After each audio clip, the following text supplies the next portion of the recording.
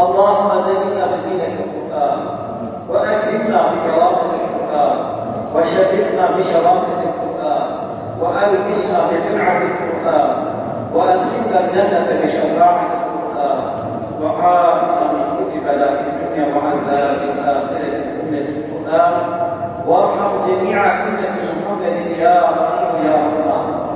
اللهم طهر قلوبنا واستر عيوبنا واشف مرضانا واغفر ديوننا وبين وجوهنا وارفع درجاتنا وارحم آباءنا واغفر أمهاتنا وأصلح ديننا ودنيانا وشتت شمل أعدائنا واحفظ أهلنا وعدواننا وبلادنا من جميع الآفات والأمراض والبلايا وثبت أقدامنا وانصرنا على القوم الكافرين.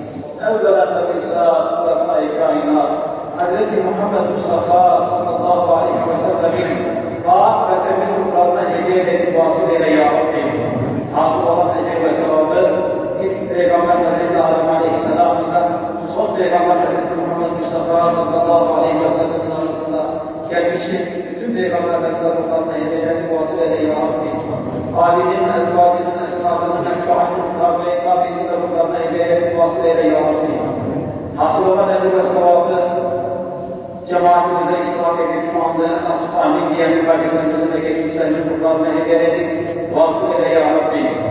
Hasıl olan ecel ve sevabı sebebine binaen kullanmış olduğumuz ondan 2 yıl önce böylesi bir günde menkul bir hadisede hayatını kaybeden Hatice Belki, Mehmet Şükür ve Ece Belki kardeşimizin evladı onların ruhlarına hediye edip vasıl eyle ya Rabbi.